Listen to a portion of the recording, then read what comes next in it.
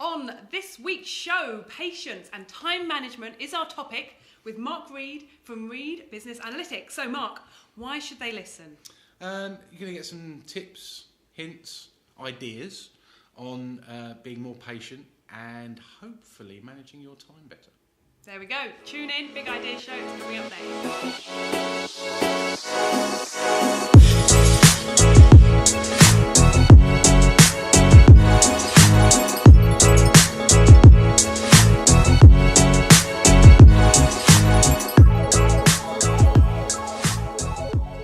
Welcome along to another Big Idea Show. Today I am joined by Mark Reed from Reed Business Analytics. Hello. Hello, how's it going? Yeah, good, thanks. Good, thank you for joining me today. Pleasure. And we are talking about patience and time management, aren't we? Yes. So we've had lots of comments already on Facebook about people struggling with patience.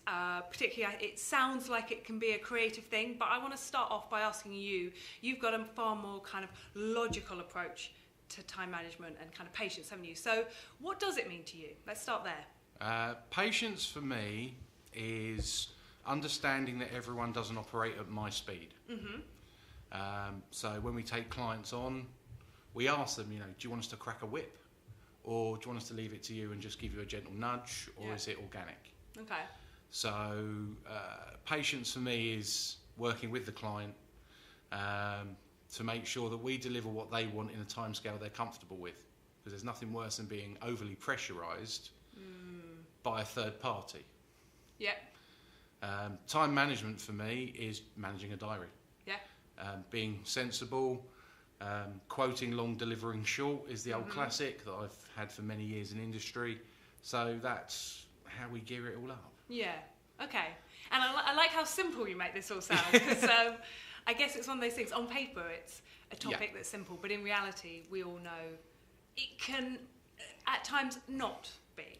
Yeah. So I know, and from chatting before, I know you are very organised and very good at the time management, which is why I wanted to get you on, so we can share some of your tips. But I'm going to put you on the spot. Is there any times where you found you haven't been so good at time management or haven't been so patient? Oh, absolutely, yeah. I mean, Okay. no one's perfect. Anyone who claims they're perfect or have the answer to everything is a liar. Okay. Because it's just not true. Yeah. You'll always take on a project or take on something which you think, I've got time to deliver that. You can plan for it and you can build time for it, but something will go wrong, there'll be a change of brief, there'll be something else that will happen. There's always an external factor Okay. which can affect it. Yeah. But if you've got 4 or 5 projects on the go and you can manage 4 and lose 1, then you can still work that, because if you've got a structure to your day, you can sort of say, okay, this is not time critical, that is, therefore I can shift this to here, that to there. Yeah.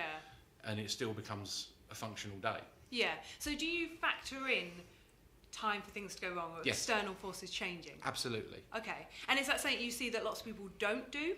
Yeah, something a lot of businesses don't do, and it's something that when we help people price businesses, so when they're sort of going, I don't know if I'm charging enough or I'm losing money and I don't know where, and we look at it, a lot of the time what you find is where people go over hours without realising. Yeah. So yes, when I do work for people, I usually quote an amount of hours that I'm going to work. I think it's going to take 8 hours from experience, and that's where it comes from. However, I won't then look at my diary and go, that's 8 hours, fine, I can fit it. I'll be like, that's 8 hours, and we'll have a couple of hours added on, just in case something goes wrong. In life, I've got a family, so the kids are ill. Yeah. Got to pick them up from school, problem with the car, anything like that. These things are external forces you cannot control. Yeah. But if you build these redundancies in, it can offset any impacts that you get by a degree. Okay. So let's get straight into the nitty gritty, and we've been talking already, haven't we, about kind of this idea of blocking time, which is something that I completely didn't think about stuff in that way. I was coming at things different ways and went, oh yeah, that's an interesting way of considering it. So what's some of the key things you tell people? Let's go straight in for the tips, shall we? And then we'll go into a bit more of the mindset of it. So you need to work out, as we've said before, when you're deciding how many hours you're going to work in the week, that's where you start. How many hours do I want to work? Yeah. For me, it's like I want to do sort of 4 hours of good concentrated work a day per client and build my week accordingly, so I can still do bits with the kids and everything else. So something from university days, I had a great lecturer who always told me that the human brain only really concentrates fully for about 45 minutes, which is why lectures are set at 45, 50 minutes. So again, it's the same sort of thing. You hour blocks, 15-minute breaks. So 45 minutes of work, 15-minute break, hour, 45, 15. I have 4 blocks of those in a day. So when someone rings me up and goes, hi, can we have a meeting? Can we do this? Can we do that? You can literally go, right, that hour's gone, meeting, that's travel time, which gives me half an hour here, half an hour there, that will then make the day work. So the hours are being utilised. And then when you take a project on, you can go, I think this is 8 hours, but I know this is a job that's going to happen over 3 days. So I'll put 2 hours here, 2 hours there, 2 hours there, an hour here, maybe an hour there. Maybe I'll tell the client an extra day to deliver the project, so I've got an hour backup in case I want to rework or deliver. Yeah. So it is just that. It's fairly simple. You can have blocks in a day. It's how a lot of industry works. It's things that I've picked up from industry, and it's just a nice, sensible way of saying, here's the set blocks, fill them. And you know what? There's the thing you said right at the beginning, which is, I think, why sometimes, or I know I've personally kind of maybe seen it kind of differently in the past, or not always been able to get to that point, is because I'll go, okay, great, what work have I got? And then try and fit it in the diary, which is kind of tricky. Whereas you're going, no, be more intentional about it, saying, how much do I want to work? And then find the work that fits the task, rather than this, oh my God, I got so much work, how am I going to fit it in? In business, everyone has a drive. What drives them in business? Some it will be to make lots of money. Some it will be to make enough money to have the lifestyle that they want. And for some people, it's just to literally have a bit of money. So it depends what your drive is. You'll find that the guys and girls that want to make loads and loads of money, they will pack a diary. They will have no life. They will get up at 6, they will start their first meeting at 8, they will finish off at 8 o'clock at night, they will get a few hours sleep, done. Then you get the majority of small business owners who want to make enough money to have their life. So with those guys, and I fall into that category, it is just a matter of sort of going, okay, so I've only got so many hours in a week I can work. So if someone comes to me and says, I want you to do this, you've got to have the moral courage and the belief in your processes to say, do you know, I just can't start that job this week. But if you've built your diary and you filled your diary correctly with a good mix of meetings and deliverable work and costed work, then you should have a steady pipeline of income coming through, so you have a sustainable business. It's when you get people doing the peaks and troughs. They'll have one week of loads and loads of networking, pack the diary, then they've got to try and deliver all that work in a 2-week period, but they haven't networked because they haven't kept a balance. So then they've got no work again, so they've got to network. So they have this famine and feast. Whereas if you can balance a little bit of networking, a little bit of meeting, a little bit of deliverable work, you have a sustainable income, and it's a lot less stressful. So putting those different sections in, like I said, again, I guess most people are thinking, right, get the work, deliver the work, and it's start and finish. And nothing in between. Certainly in startup businesses, it's always about getting as much work in as possible. It's finding the work. Once you've established a bit, or if you've got a reputation, or you work in a similar way, it's to not be afraid to say, it's not something I do. I can help you with this, but I can't help you with that. I'm not the best person for you, which is something that many people sort of go, pardon? Because you're sort of like, well, I've listened to you, you've told me what you want to achieve, that's not what I do. So you need this person, not this person. But you've got to have some integrity with it. You can't just take everything that comes in, because you'll end up doing a lesser service to everyone, rather than delivering one client a superior service and then gaining repeat business, reputational points, and introductions to other people who've gone, they are fantastic because. Like you said, there's a lot of integrity. You said integrity to yourself and to what you can deliver. And I guess does it come down to knowing what your strengths are? And I think maybe we don't, a lot of, especially when people start up, we don't always know. Do we? People go out and go, I can do lots of things. But lots of people work in different ways as well. I was having this conversation with someone the other day. They like being under pressure. That's how best they work. Okay, So if you say to them, okay, I need you to fill out this business plan template for me, so I can do this and do that. And they go, oh yeah, great. When do you want it by? People who like to work under pressure, it's literally like, right, I want it by close of business tomorrow. Yeah. Because you know they'll do it. Yeah. If you give them 2 or 3 days, they won't do anything. Because they work to pressure. Yeah. And then there's people who are quite happy just to get the job done. So you can say to them, well, when do you want to deliver it? And they'll say, oh, I'll have this done by tomorrow for you. Yeah. Fabulous. Yeah. I think we had a conversation about pressure just a few shows back, and it's interesting how there is so much going on just in this whole thing of time management is so much personal stuff and stuff that we've got to deal with, which we're going to come on to in a little bit. We're going to take a quick break now, and then we'll be back and come back with some more bits. Super.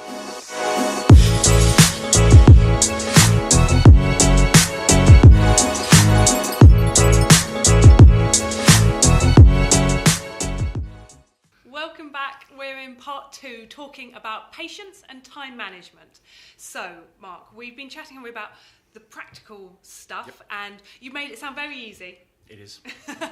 But we've had some questions that we're going to look at and kind of take on some of these, because I think maybe the time management is the more practical side, but the patience and the mindset to follow and like you said about if you like pressure, don't like pressure, find your own structure. So I've had a few questions. I'll give shout outs to a few people, but I'll give you a general gist of the questions. So Nina Clark, Lucy Freeman, Joe Freighter and Laura Pedersen, thank you very much for your questions. So what are we going to look at? First one, let's start with this thing of having too many ideas. This is particularly speaking to people who not necessarily are creative in an arty sense, but think creatively or like the ideas bits. How do you be patient when you've got so many ideas that just keep coming to you, and how do you get the time to get them all out? You compartmentalise. Okay. It's fine. Okay. I mean, it's like anything. If you are a painter, and you've got 4 or 5 different ideas of works that you want to do, well, you can't put them all on one canvas. No. It's not going to happen. Yeah. But you might eke out a sketch of each one and put some notes on it so that the thought that you've had is recorded, and then you can return to it at your own time.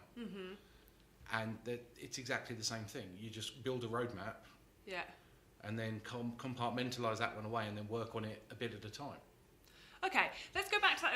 Let's look at that roadmap one specifically, because kind of this idea of goals as well is something we look at. And what if you don't always know what the roadmap is? So, we were saying before we kind of went on air, as it were, that it's about planning your roadmap, knowing your stops, knowing your steps.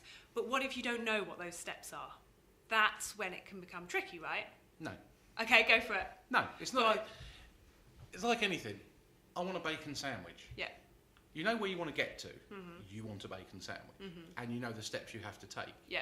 Now, you might go 100 different ways to make that bacon sandwich, but the end result is the same. And that is exactly the same with any sort of planning or management or anything. Creative, non-creative, it doesn't matter. It's just a matter of if you've got 4 ideas, just write them down. So you've got them committed somewhere. So you say, that's idea 1, that's idea 2, that's idea 3, that's idea 4. Then look at it and sort of go, okay, I really want to deliver this one or this one. It depends what your drives are. If it's a client telling you they want something and the other 3 are whims, well, I'm sorry, you have to go for the client-led first. Yeah. And then you can work on the other ones later. We worked with a picture framing company, and they were obsessed with commissions. So they were trying to get the best materials and everything to make it work, completely ignoring the fact that there's a whole market that they could go into for simple frames. And all of their offcuts and all of their waste could be used for that. But because they were busy running ahead to the next project and the next project and not just focusing on one project at a time, that's where the problem comes in. That's where this compartmentalising comes in for anyone. So is some of that, in that example, for example, is it that we're maybe more interested in the fun of the job and particularly when it comes to creative stuff, the expression of whatever it may be, than necessarily the business side and the making money? And is that potentially where the challenge and this lack of patience comes? It's more about the process. Yeah, I mean, having worked with a lot of creative businesses over the years, that is the real one. It's when business meets integrity. Yeah. So we get told a lot when we go into creative businesses and sort of say, well, look, hang on, you've brought us in because you want to make more money. And you want to make more money because you want your passion to generate your income. Mm-hmm. But at some point, there's going to have to be a compromise. Okay. You're either going to be massively built into the art, it's all about the art and everything else can hang, but chances are you're not going to make any money. Because you're so built up in the integrity of the piece that you actually miss what the client wants. Yeah. Whereas the alternate one is that you become so focused on delivering to clients that you actually lose the creativity because you just ramble out the same stuff to meet the need. Yeah. So you're never evolving. Mm-hmm. It's the balance. Yeah. It's the patience of letting something develop. Yeah.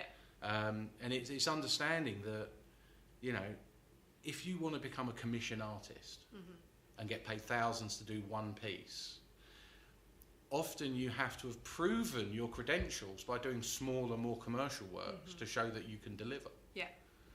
No one walks into an artist who's just opened a studio and goes, do me a massive canvas for my office. And I pay you thousands, yeah. Exactly. It's like, well, can I see some of your work, please? Yeah. So, again, you have to be... If all these people have got so many ideas that they want to... Just take the time. Book an hour. Yeah. Take a chunk. Have the patience to sit there and calm your mind down and literally go, okay, piece 1 I'd like to do is this. Piece 2 I'd like to do is that. Piece 3 is this. Piece 4 is that. How much time do I reckon it's going to be? Is it oil on canvas? Is it pencil? Is it photography? Is it computer based? Which take longer, which take shorter? How much time will it take to deliver? It's all of that. It's fairly, to me, it's empirical. Yeah. Even though it's creative, it's empirical. It can be measured empirically. Okay. So there's 2 points there that I quite like. One, I guess, is to go back to the point about what sort of work do you want to be doing, and is it one piece that takes you months but you charge loads? I'm assuming that comes back to you'll say that what do you want to be doing and charging effectively. Like if yes, absolutely. You do want to do that, but you have to charge accordingly and then find your audience. Yeah, I mean, it's one of those things. One of the things our business specialises in is helping people to target the money they need to make and then build their business around it. Okay.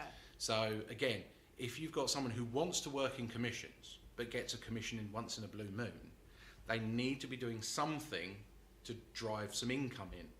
So the picture frame was a great example. He would get a commission maybe once every quarter for a beautiful frame, for framing something with non-reflective glass and a specialist wood, and he could charge anything up to £1,000 for it. Yeah. Bespoke, handmade. But he only got one of those a quarter, and he still had living costs of over £1,000 a month. Yeah. So I'm looking at him like, it's lovely that you get these, and it's building your reputation that you can do these, but you're not getting enough of the commissions in to make it a viable business as is. So you need to make another revenue stream. Now, all the offcuts, which you're burning, you could be making little, 5x3s, 7x5s, taking them down a craft fair. They're offcuts from commissions. So you've been paid for the material. So the material is free. Yeah. And you're recycling that into a new product that you can sell at craft fairs at £5 a pop, for £10 for the day to have the stall, and you're actually generating a revenue. Do that once every weekend, make them through the week when you haven't got commission on, build up a surplus. And they're like, because they could. Yeah.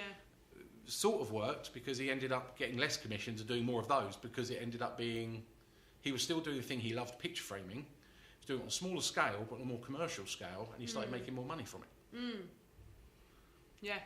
But it's just taking people's ideas and not being invested in it, being outside and just saying, have you tried? Yeah. Which sometimes just blows the fog away. And you do get resistance.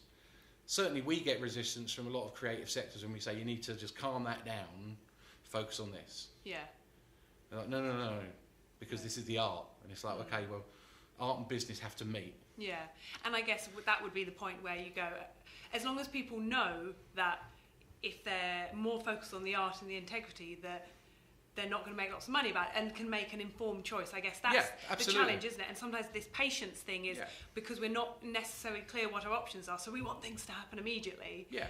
It very much depends what the individual's goal is. Yeah. You know, what they want to achieve. Do they want to make enough money from their art that it can be a full-time job? Is it that they're not reliant on the art to make any money because they're independently wealthy, or they're supported by a spouse, or there's something else? So this really is a passion that can develop. Well, in that situation, I won't be there, because we're there to help people structure their businesses and make money and work out how to deliver products. Well, if you've got none of those constraints upon you, you can be all about the art. Yeah.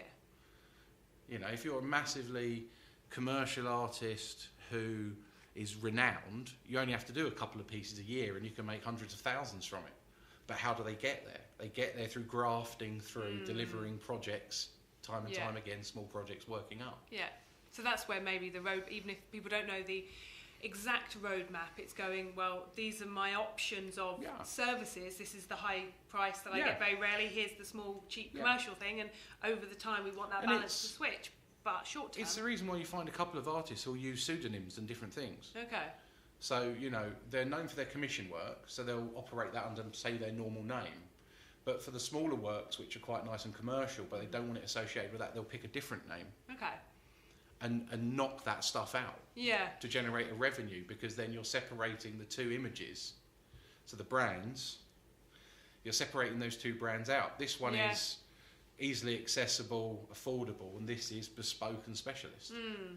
Okay, yeah. And that's an option for anyone doing any business. Yeah, absolutely. A clearer distinction between your products, your services, the whole lot. Okay, this is good. And the other point that I was going to mention, but I think we're going to have a break now, but we'll come back and touch on it, is this idea of measuring.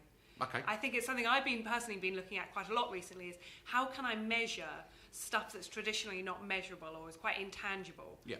So I'd like to hear your thoughts on that. Yeah. We'll do that after.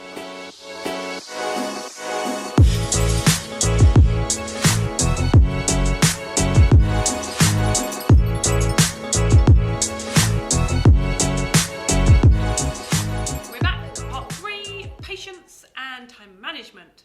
Mark.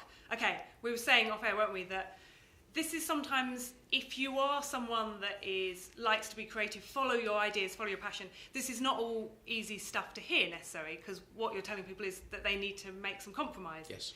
Which is not always fun. No. But I guess it shows you what you really want, which is what you said, for you, that's what it all comes down to, is what sort of business do you want? Yeah. And all the while we're a victim of our business, we have no control, but at least if we know, okay, you know what, I don't want to compromise, well, you need to make it work on the no compromise, I'm going all out, creative, whatever it may be. We're using creative as an example, but I'm using that term very loosely. I guess I'm talking about the ideas side versus the empirical side, which is obviously what we're talking about. But let's talk about measurement here, because this is something I've personally been looking at, and I find quite an interesting idea of how do we measure the very intangible, creative, or emotional-based things that will influence our business in some way. Yeah. How do we do it?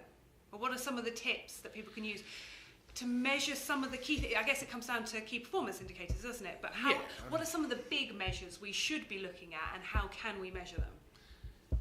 It depends what your goals are. Okay. Again, it goes back to what the business goals are. Yeah. And you can everything's cyclical. Everything sort of ties in.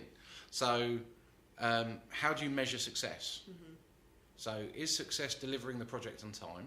Is success delivering the project as you saw the vision? Is the measurable that you're getting paid? And that's, to be honest, and that's often a question that I think if you ask people, what does success look like? Yeah. They look back at you like, yeah. Because what's the most important variable? Like you said, you just named 3 variables there, and I'm sure there's tons more, isn't there? I think they're the 3 key ones. I think they're the 3 key ones. Because it's that thing, again, some people are in business or in art or in whatever to make money, and they will step on people and they will do anything they can to achieve that goal. There are people in business, I think like myself, who may have worked in industry and come out and have set their own thing up on a basis that they control their work-life balance. So they can say, my measure, my goal is to make enough money to live sustainably. Mm-hmm. So I know that my monthly cost to live is X, therefore I need to make on a daily or weekly basis Y, which means that I do everything that I want to do. Mm-hmm. I don't have to necessarily overwork unless I choose to, or I get carried away with a project, which happens. But these are measurable goals. Yeah. I mean, if money is not a condition of it, if it is just that you might say, okay, I want to get 4 good pieces of work out a year, it's a measurable goal. Yeah. You know, I want to get 4 nice pieces in the world for people to look at. Well, you've just set your own goal then, so 4 measurable pieces. Yeah, and I think what you said there, even though we're talking about goals, which are very commonly focused on the end result, we're saying what does success look like, you're also setting the tone, or how I heard what you said there was setting the tone for how do I want the journey to be. Because if you, like I said, if it's to have a good work-life balance and be able to deliver good service, but also spend time with your family and your kids, that's every day. It's not like, oh, I work... You know, put my head down and work and until I deliver and then I spend time with my kids. No, it's every day. But it's the thing, I've got 3 kids, married, run my own business, I have a lot of outside of business interests. And it's that thing of, what's my business goal? My business goal is each year to have grown the business by 10%. Yeah. Which is measurable, it's targetable, it's doable, it's fine. Rate of inflation comes out, it's somewhere between 3 and 5%. So if you're growing your business by 10%, you're growing your business faster than the rate of inflation, therefore you're making money. Yeah. It's fairly simple. Yeah. So my business is geared up so that I make enough money that I can pay my taxes, I can spend time with the kids, I can run a business that operates, I can help small businesses out. Mm-hmm. I'm not there to make millions. Yeah. That's not my goal. That's not my measurable skill. My measurable skill is, okay, each week I need to make X. Yeah. So that my kids are fed, the house is paid for, and I can do my hobbies. Yeah. Yeah. Simple. They're my measures. Personal happiness is the goal. Yeah.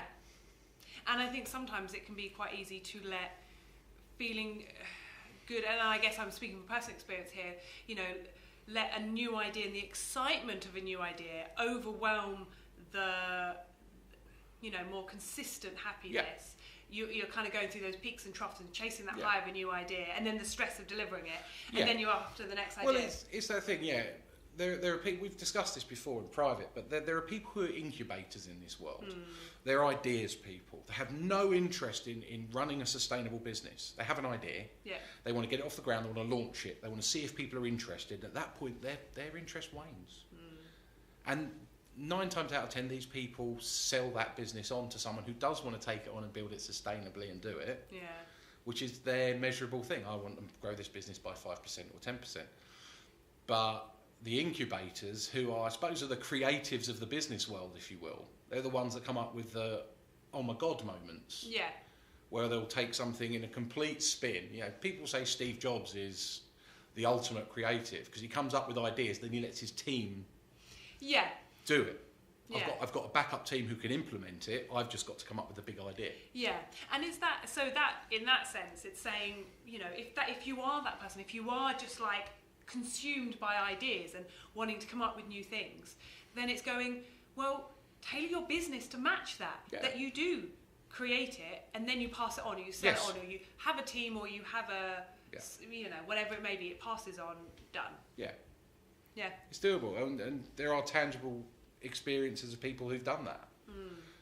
You know, they've come up with an idea, they've developed it, they've got it off the ground, they've built a client base, they've got it to where it's profitable, and then it's not a challenge anymore. You know, if it's to them, it's not, I really want to go and do this. Yeah, they lose the passion for it. I don't want to do it. It's not really interesting. It's not cutting edge. Yeah. So what do? Well, you try and get out of that business and make some money out of it, so you can move on to the next thing. Yeah. And the next thing, and the next thing, and the next thing. And I think that's perfectly fine to do that, isn't it? But absolutely, I think a lot of the time, maybe when we start out in business, it's this, especially if it's something close to our heart, we kind of think, oh, I'm going to make this business, and people can't imagine stepping out of it. Whereas if you give yourself permission to go, well, you know what, maybe I will step out of it in the future. Well, you look at it very differently. But again, that's setting a goal, setting a measure. Yeah. I absolutely love this idea. This is the greatest idea in the world. I'm going to run it. It's going to be amazing. Yeah. 6 months down the line, getting a bit bored of this. It's a bit dull. Yeah. There'll always be someone out there that likes your idea, wants to do something similar, and you can just hand it over. Yeah. You know, if it's that thing of, you know what, you keep it as part of your business, but you get someone else to manage it, or you sell it on and you move on to the next project, whatever you want to do. If you're an innovator, if you're an incubator, if you're someone who likes to get things from idea to launch, and that's all you're interested in, then do that. Yeah. Just do it well and measure the growth of it and make sure that you get out more than you put in. Yeah. If it's a monetary thing, that's your target. Yeah. Yeah, definitely. Okay, this is good. This is good. Hopefully that'll be slightly nice for those people who might have said, right, you need to put more structure and compromise. This is saying, well, you just find your way. Compromise in the way that works for you. So, but we're going to come on to, we've talked a lot about time management and kind of this idea of structure. Let's talk a little bit now about patience. Even if you are an incubator, for example, it's still, to sell or pass something on at a good level, you're still going to need to put a good amount of time in. Yeah. So you had some stories, I believe, that you wanted to talk about in terms of patience. Because it's a very subjective thing, isn't it? Yeah. So I think it's nice that we kind of touch on it, and because it's, for me, I think patience is, or what I see or hear or talking to people, patience can be very self-inflicted. Like the pain of having to be patient is self-inflicted. Yeah. But how? Go on, tell us. I know we've already said, haven't we? Well, You've got some stories maybe to tell. Yeah. So outside of business, I play American football. And after playing for a while, I realised that I was interested in coaching, and had some great coaches give me the basics and get me accredited to do so. I never had to use so much patience as with new players, because you know, people come to us with different fitness levels, different mindsets, and there's nothing worse when you're trying to do a sport or pastime that's been shouted at all the time. Yeah. You know, You're meant to be doing it for fun, right? Yeah, it's a pastime. Yeah. You know, it's a hobby. It's something you do to relax or have fun, which is what I do it for. But not everyone has the same outset mindset that you do. Not everyone has the same moral compass that you do. When I started playing, I was so busy trying to learn everything, I just kept my mouth shut, which is hard for me because I quite like talking. But I was absorbing the knowledge of the experienced people around me and trying to form my own little thing, because that's how I work. Yeah. But there are people that aren't like that. There are people that just want to come in and be amazing from day one, and you have to temper them. You have to try and make them patient, but you have to be patient with them. Yeah. You know, I mean, the amount of times that you may want to sort of go, just shut up and do what I'm telling you to do. Just give it a try, yeah. But you know, you say that too many times, they're gonna move away. You're gonna lose them. Yeah. You're gonna lose them as people, and that's a patience thing. You have to understand someone else's point of view and how they're operating. So I done parents' evening with my son, who's doing his GCSE. Saw his art teacher. He loves art. Does oil paintings in his bedroom. Random. He's 14. You know, I never would have thought of doing that. And you go and talk to his art teacher, and he's sort of saying, oh yeah, he doesn't show his workings. You know, you look at his sketchbook, it's very thin. The work that's in it is good, but there's none of the workings in it like you get in all the other people's books. Yeah. Now, I know my son, and it's like, well, the thing is, he's a perfectionist. He does not want people seeing the things that haven't been perfect, so he rips them out. Yeah. He goes, oh, but the examiners want to see it. I said, okay then, but you've got to be patient with him. Because his mindset is it's not perfect, therefore it's not going in. Yeah. Now, have you, before this consultation with me as the parent, have you had this conversation with my son? Or have you just told him that he needs to put more stuff in his thing and not explain the reasons? And again, that's being patient. It's understanding the people you're working with. Yeah. It's having the patience to let people develop their own ideas and their own identities and their own businesses. You know, you can be a consultant. Yeah. You can come in and say, well, you know, we will never say to someone, you must change this. Yeah. It's always a, have you thought of? Do you think you could integrate? Would this be of benefit? And it's being patient with that. If you tell someone to do something, naturally a lot of people don't want to do it. Yeah. Don't do that. Oh, I'm going to do that then straight away. Yeah. It's just nature. You've told me I can't, therefore I wish to. But you have to be patient with them. You may think as a consultant yours is the better idea. But they need to come round to seeing the benefit of it. So you have to be patient as the consultant to say, just think about it. We'll revisit it. Yeah. Just be patient. I'm not going to ram it down your throat, because if I ram it down your throat, you're going to get defensive and you're just going to stop listening to me. Yeah.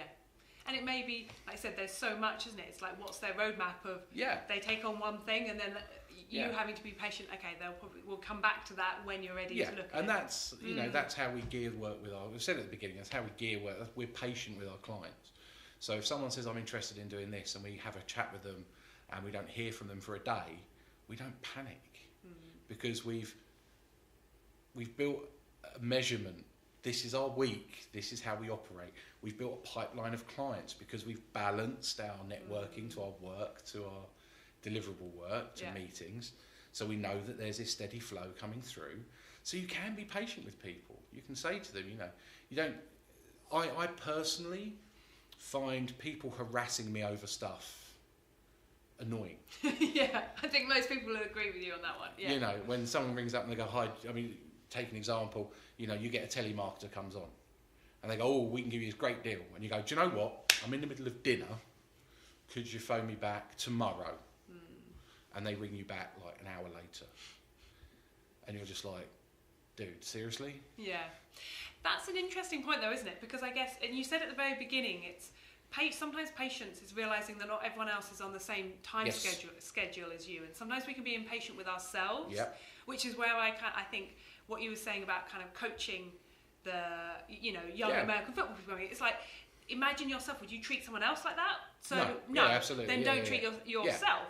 But at the same time, it's going, you know what, this isn't someone else's priority. Why should they do what I've asked them? Or, you know, because... Exactly, they're the client. They're doing their own thing. They're the client. They've probably got, I mean, as we said at the beginning, we asked our clients, do you want us to chase you?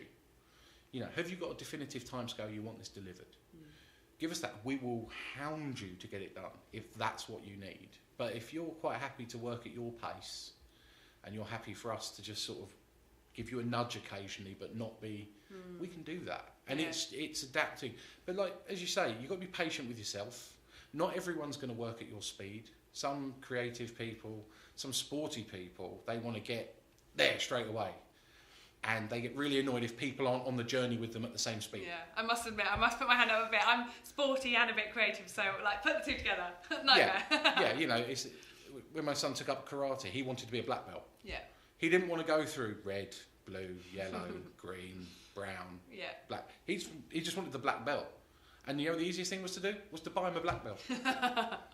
Bet it didn't feel that good though, did it? Having a black belt if you haven't earned it. He didn't care. He was like 10. I mean, again, it's measurable. To him, all he wanted was the black belt. The fact that he didn't earn it didn't mean anything to him. Yeah. And it comes down to what's the reason why you're doing this. And at the end of the day, it doesn't matter, does it? No, really.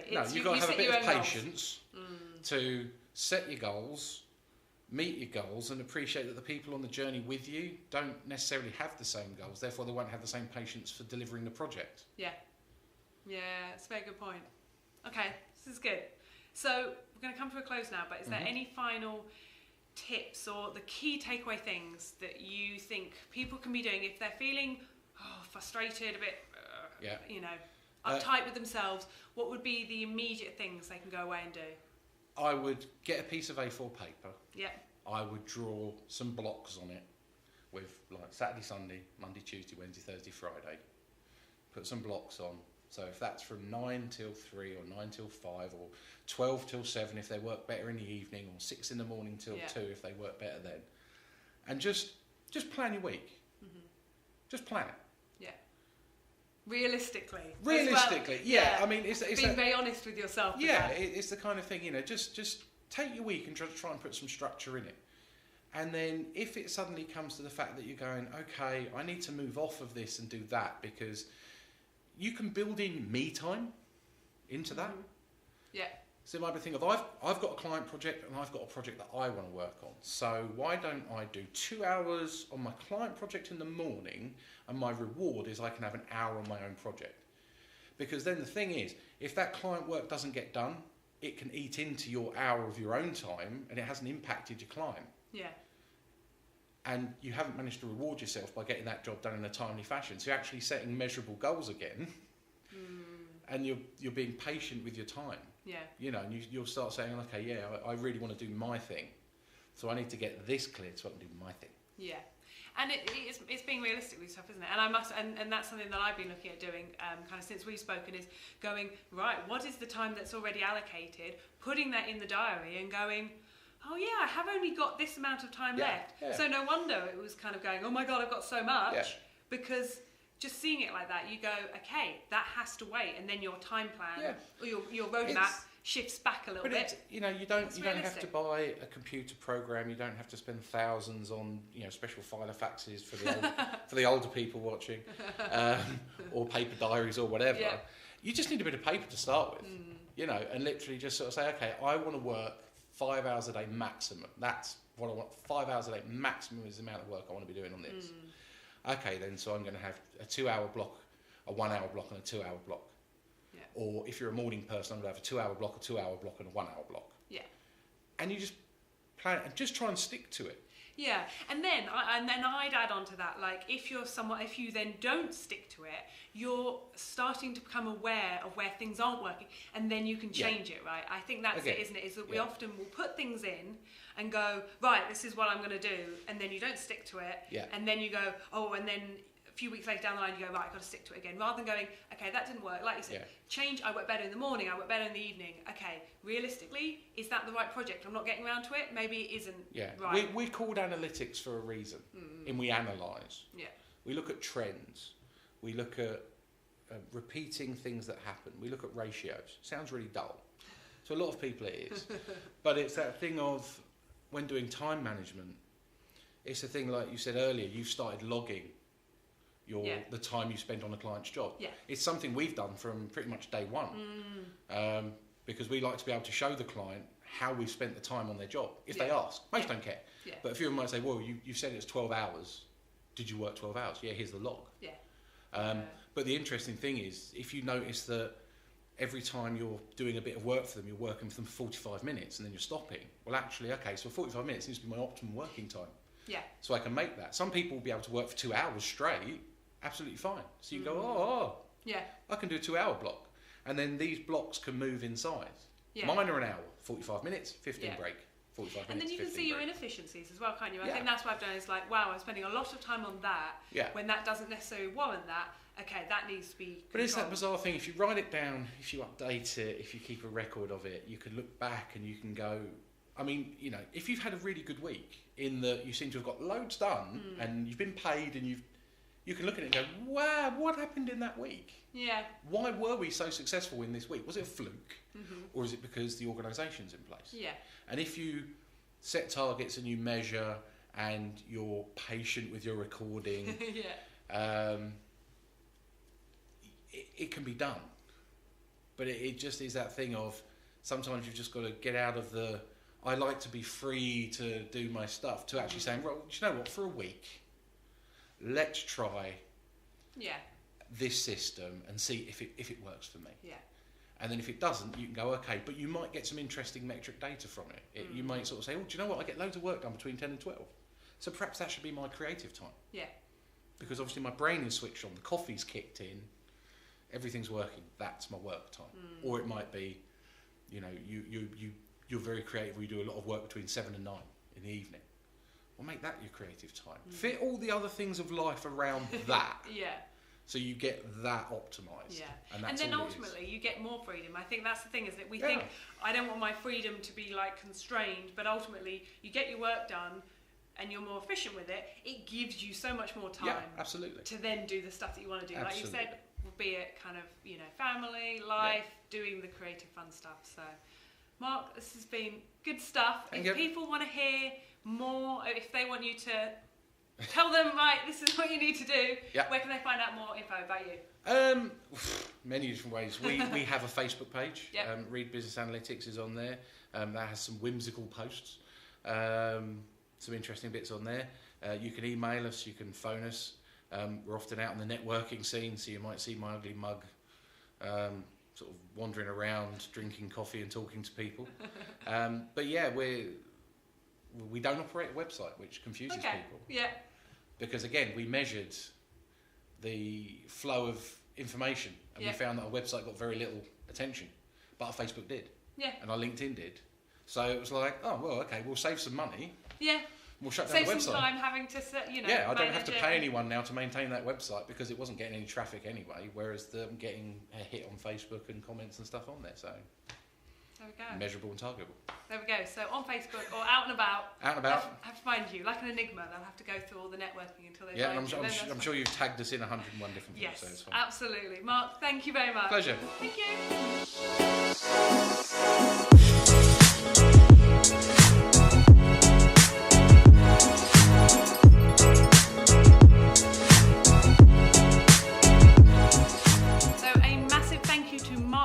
from Reed Business Analytics for that chat today on patience and time management. There's some really interesting hints and tips in there. Certainly stuff that I've started looking at myself. It's very easy, isn't it, when we get sucked into the stuff that we really enjoy. If we do what we love, then that can be our all-consuming focus. But sometimes we need to just step back, look at it from the other point of view. And even if it turns out that you're like, no, this is, that is the focus, that's what I want to be doing, and it's something you decide, you know what, I don't want to make compromises. It's important to know that, to then have control and be able to put structure around your work that works for you. But sometimes it's going to take some trial and error, and I think that's where maybe the patience comes in, is don't expect to get the answer straight away. Have patience, try a few things, analyze it, measure it, and come back and find what really works for you over time. So thank you to Mark for that. Thank you for watching, and thank you to our sponsors. We have Meticulous Media. They are B2B content providers telling your story through great content. We have Bullfish Glass Services. They are local bespoke glass manufacturers for all your interior design and construction needs. We have Go Monkey, the web app for parents and grandparents to get their kids out and about doing more stuff off the Wi-Fi, out having some fun. And we have QBH Solutions, HR and compliance support that isn't rocket science, that makes it easy and simple for you to get your business in order. So thank you very much to them. If it wasn't for them, we wouldn't be able to bring you these videos. So please do go check out their pages on Facebook or their websites. Loads of great stuff on there, and there's some videos from them as well. Their tips, they're in conversation about the things that are really important to them and sharing their advice, their insight on loads of great topics. So thank you very much. Hopefully see you again next week. Bye.